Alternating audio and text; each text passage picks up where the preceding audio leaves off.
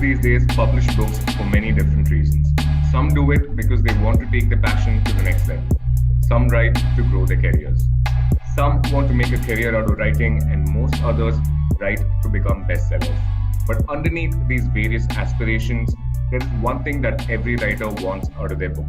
That is the ability to connect with their readers and change their lives. Now, today we have with us Miss Neerja, someone who is referred to as a teenager, meaning a person who has the spirit of a millennial with all the benefits of hindsight from a years of experience. Neerja is a former teacher, published author, and a professional keynote speaker who uses her book, No Time to Be Young, to start conversations around and provide insights into generational empathy. Neerja, thank you so much for joining me today. It's an absolute pleasure to have you with us. Thank you, Sushant. I look forward to starting to talk about my book right away. Thank you. Right. So, Neerja, we've heard about, we've heard about the Gen Z, we've heard about the baby boomers, we've heard about the millennials, but you happen to be the very first teenager of this generation. So, can you explain what that means in detail? Yes, Sushant. A teenager is a senior teenager. And like you stated in the beginning, it's a person with the benefit of hindsight, but a millennial in spirit. And this is my book, No Time to Be Young. The reason I gave it that title is, number one, it's a very difficult time to be young today, far more harsher than the times we grew up in. And second, I believe that your generation and those younger to you literally have no time to be young today. So I began by calling myself a teenager. The attempt is to connect with the teenagers and the seniors. I consider myself the bridge between the two. That's what I'm trying to do with my book. Sounds fabulous. Like you point out yourself, you talk a lot about generational empathy and the generational gap overall. But a lot of people actually don't pay enough attention to the generation gap as something that's serious, that can affect relationships and even development of the younger generation, which primarily means you need to build a lot of awareness around the subject, and not enough people are actually talking about it. So, how do you actually go about doing that? See, Sushant, we are culturally a very diplomatic society. We don't talk about our troubles, our feelings, our challenges. That is changing now because crisis is hitting us in the face. A lot of us have our young people falling into depression, landing up at the psychiatric waiting room, having to go in for therapy, suffering a lot of stress, and many of them taking recourse to consumption. For instance, numbing themselves through smoking or all of that. Now, what I believe is that it's time now to call the bluff, come out and admit that we face a challenge and start a conversation around that so that we can look for solutions. So it begins with acknowledgement. And I started to talk about it. I created a YouTube channel for this same subject. I wrote this book. I started writing on LinkedIn, talking about it. It began with the immediate circle first, my first family, my immediate family. Then it began to reverberate in my friend circle. And then slowly it went on to social media. And that's the attempt now. So I'm freely giving out my books, talking about, and this is not the only book. There are more books following on the subject. I do believe that this bull is to be taken by the horns, literally. Absolutely. It's causing a lot of wastage of resources. We can't afford it. And it's also something, it's also something that's come up a lot in the recent times with the pandemic and the lockdown. It's also had an adverse effect on the youth of today, mentally as well. And for parents to deal with it, for professionals to deal with it, they do need to understand this generational gap to actually relate to the youth population, so that they can both benefit out of this. Sushant, this generational gap is not just a generational gap. It is a cultural gap. You and I are not from two generations. We are from two cultures. Absolutely. Your aspirations are different. Your motivations are different. Your expectations, language is different. That is something that needs to be acknowledged. And also the fact that the kind of changes we've seen in India in the last 10 years took 70 years to roll out pan out in the West. In the West, I mean United States, Europe. It's only Mm-hmm. the last 10 years that we had Tinder make its appearance. It's only the last 10 years that All India Bakchod happened.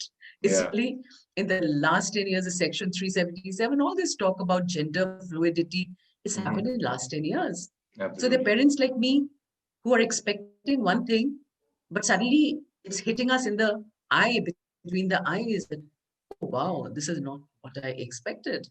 Things are going very, very differently. Right. So it's a huge gap that needs to be acknowledged. You can't keep brushing it under the carpet and pretending. And Indian parents, famously, Indian adults, don't like to admit problems with the young people because it's a reflection on our ability as Absolutely. parents. Because our identity, my identity, primary identity in Indian society is that of a good mother, not a good writer, or not a good speaker, or Yeah. not a good horse rider or a golfer. Yes, it's primarily as a parent. Mm-hmm. It's part of our culture. So you Right. don't want to admit that there is something going on here. Yeah. And that's what I want to challenge with this book. That's the idea. So Yes. yeah, and I think in terms of like your book from a publisher's perspective as well, because this is something Hmm. that not too many people have are yet to talk about, right? It actually fits into that perfect niche, and as an author, like you can actually use that to your advantage because you're the first one to start a conversation like this with parents and the youth population. I think that also works out brilliantly when it comes to your book and getting more visibility for your book as well. Right. Yes, it does, Sushan, definitely. And my overriding preoccupation is with creating empathy between the two generations. So Mm-hmm. having the young appreciate where the older generation is coming from, not Mm-hmm. demonize the Indian parents. Indian parents are demonized by the media. That, Absolutely. all you want is for your children to become a doctor, engineer. Please, Mm-hmm. for heaven's sake, there are enough and more Indian parents who are solidly behind their children. They're standing by, they're doing whatever their children want them to do. The children are marrying out of their choice, they're moving out. It's an option that they are exercising. Parents are not telling the children, oh, please go and live on your own. Indian parents usually love it when the children continue to stay with them. And Indian parents don't view it as a failure that your child is not able to launch himself just because they're continuing to stay with parents, right?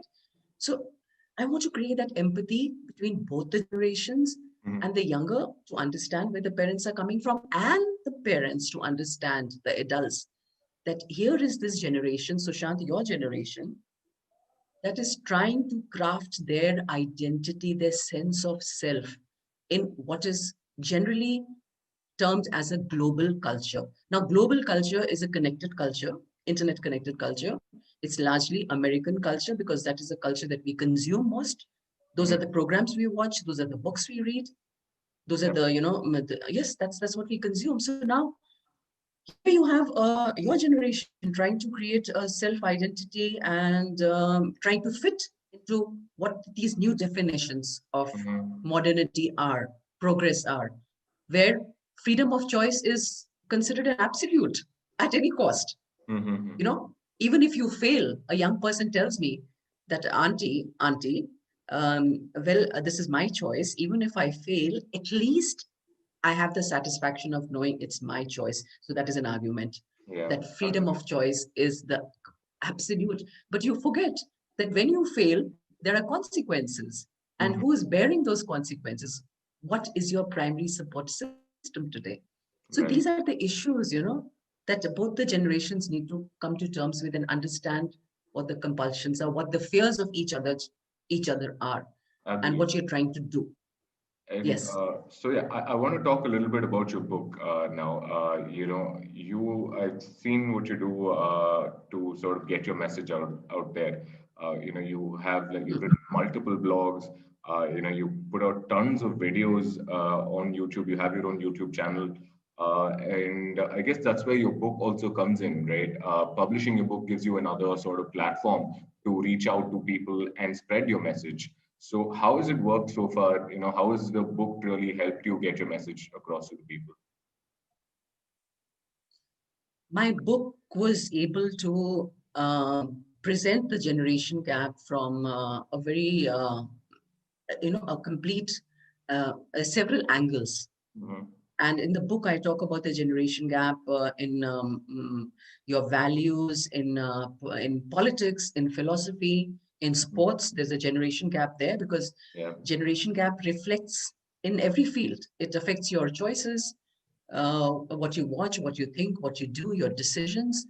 So in this particular book, I've written 30, there are 30 different aspects of the generation gap. So you'll find something on social values such as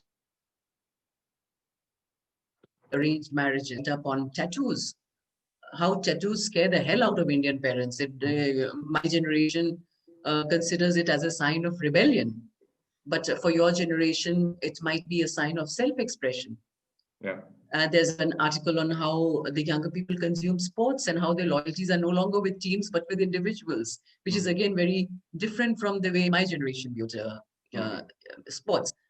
Yeah. So the book talks about 30 different aspects of generation gap, and that's not the end of it. So my new book is manuscript is ready, and in Mhm. my new book, I'm talking about Generation Z in particular, because Right. that's the generation that is coming after what is called the millennials. But actually, in India, it's post-cablers. Millennial is a term that we borrowed from the West. Yeah. So Yes, I in mean, India, it's the post-liberalization. yeah, and as a millennial Yes, myself, Sushant. I can actually see the difference in generation, the generation gap between a millennial and a Gen Z. Sometimes I find it really hard to like Absolutely. relate to the kind of things that they like and like they enjoy, their way of life. So I think it's something that the book also does really well. I think what it does really well is at least start a conversation around that subject, right? So why do you think that it's been so successful in doing that, in like connecting to people, connecting with people and starting a conversation about a subject which is not being spoken about a subject that's not been spoken about? Right, Sushant, what I saw initially was that there was this unease and certain events happening around me, and the book has brought it to the fore. And by naming the issues, by using certain language, I think it's given the readers a vocabulary, it's given them reference points, and it's something that they identify with, and then it begins to be shared with other people, and that's how the conversation grows. It becomes louder and louder, and one hopes that it's it's kind of switching that thing on in certain minds where you switch a track and suddenly you start viewing something very differently.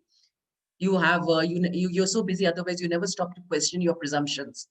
But suddenly there's a book laying it out for you, and it's a very very intensively researched book. I did a lot of reading, a lot of informing myself, a lot of thinking before I put it down. So there's a lot of content there which will make you stop, force you to stop and reconsider your presumptions and, wonder, okay, I didn't think of it this way. Well, this is what the younger generation is facing. These are the challenges, these are the difficulties. And Absolutely. that's where empathy will hopefully start. Right. And can I ask you, when you started publishing, like how did the idea come about and what were your objectives behind publishing your book? Is it just, you wanted to get your message out there, or like was there a larger plan surrounding the book itself? When I wrote the book, the whole idea came from two incidents, personal incidents that happened with me, which were shocking and surprising, and something that literally threw us off gear. When I say us, I mean my family, my immediate family, my extended family. These are not things I expected at all. I was not prepared for. And that was the trigger. And it was a painful experience. And in the process of coming out of it, there was a lot of reading and questioning happening. My family and I proactively went after these incidents to understand why why did they happen in the first place, because and why was it so unexpected. We considered ourselves fairly progressive, but here we were seeing things which we were not prepared for at all. So a lot of reading and researching started happening. And then when I started looking around me, I realized that it was not something that was happening alone with us. We are not operating in a vacuum. There are other Hmm. people experiencing the same. And then the idea of why not put it down and share it, and so that things are better for all of us. We can't afford this kind of disconnect between generations. Right. We are invested heavily in our young. The Hmm. young need us. It's not that the young don't need the older generation. The young need the older generation for their nurture. for their sanity, Mhm. you need that anchor. You need people to care for you. So Absolutely. why are we sinking into the situations where teenagers are blocking their parents everywhere, or they're shutting their doors in their faces, or they're cutting them out completely, or they refuse to have a conversation, or they say we want nothing to do with you? No, well, I mean that's not acceptable. I'd Mhm. like to question that with the book. And I'd Absolutely. like to facilitate dialogue at the least. Right. So, Yes. and finally, can you give our viewers, you've spoken so much about the generational gap and why it's so important to address it. Can you give our viewers a couple of points on how to actually address the generational gap in with the youth in their lives? Yes. The first step will have to come from the older generations. The senior generations have to be prepared to step back. Number one, step back from uh, the younger generation and open up your mind and open up your hearts. Be ready for surprises. Do not react with judgment, with criticism, with fear. Hmm. That's for the older generation. And I also believe that the older generation will do well to stay informed. So I firmly believe that the older generation needs to continue to be in touch with reality, continue to anticipate what is coming at us, be future oriented, Hmm. know what is going on around us. So that is Absolutely. one. And for the younger generation to